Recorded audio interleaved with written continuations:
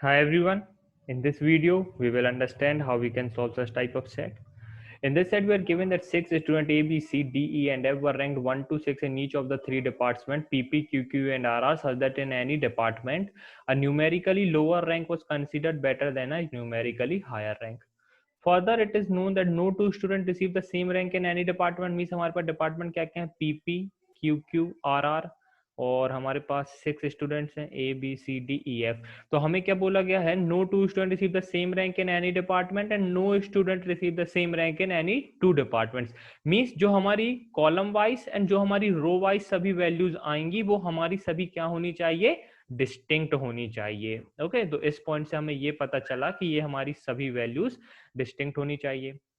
The following pie chart provides for each of the 6 students the sum of the rank received by him across the three departments. Okay.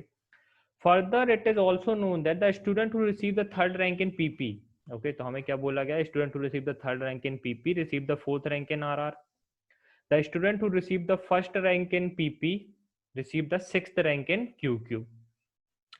अब देखिए मेरे ये पास इतना पता है मेरे को, जो मेरे को पाई चार्ट में गिवन है कि ए की रैंक टोटल कितना होगा, सम 8, बी का 11, सी का 6, डी का मेरे पास होगा 12, ई का होगा मेरे पास 13, एफ का होगा 13.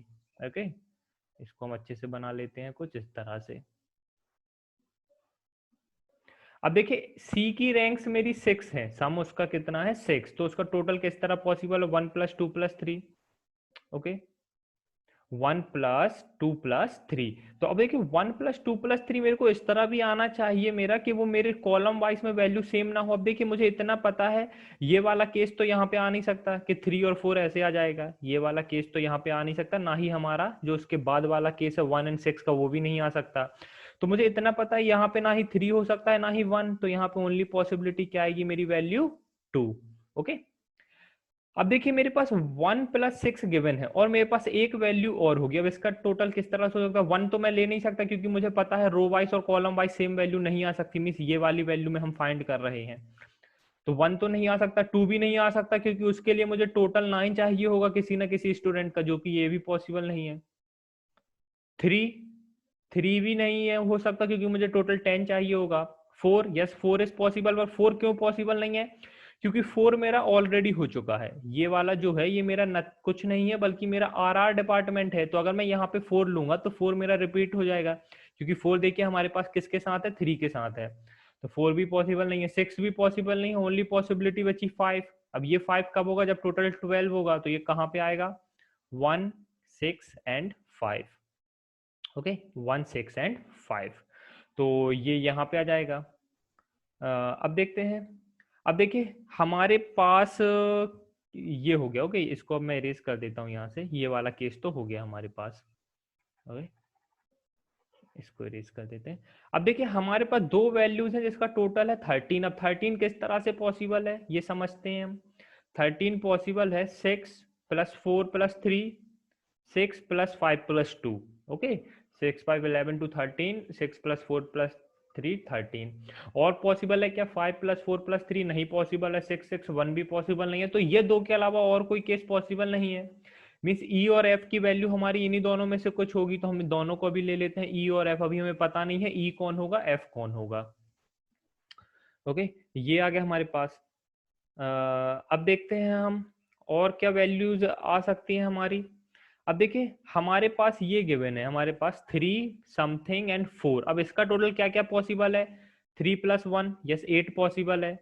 3, 2 एंड 4, पर 2 लेंगे तो हम टोटल 9 होगा, 9 इज नॉट पॉसिबल. 3, 3 भी नहीं पॉसिबल, 3, 4 भी नहीं possible, 3, 5 is possible, 3, 5 is possible. तो ये कब होगा, जब टोटल 12 होगा, पर 12 का केस तो हम ऑलरेडी ले चुके हैं, तो हम कह सकते हैं ये केस भी एलिमिनेट हो जाएगा.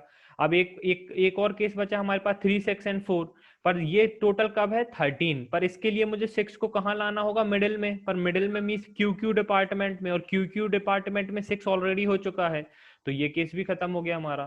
तो ये कब आएगा, हमारा ओनली 1 पॉसिबल केस बचा हमारे पास, 3, 1, 4. तो 3, 1, 4 ये केस हमारा यहाँ पे आ जाएगा. ये हो गया हमारे पास. ओके, अब देखिए मेरे को इसका पता है, इसका मुझे 1 लाना है, जो मेरे सी का 1 है कहाँ पे आएगा, यहाँ पे हो चुका है 1, यहाँ पे हो चुका है, तो 1 यहाँ पे आएगा, 3 यहाँ पे आएगा।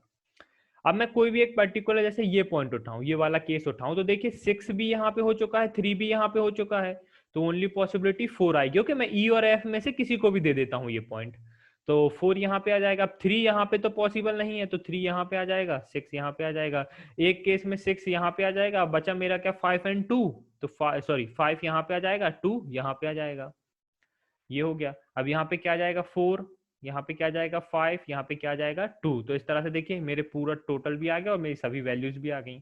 अब आ जाते हैं अपने क्वेश्चन पर। Who receive the second rank in R R, second sorry who receive the first rank in R R, first rank in R R किसको रिसीव हुई है, सी को, तो हमारा आंसर क्या हो जाएगा, option number B, that is C. What is the difference between the rank receive by B in Q Q and that receive by F in PP.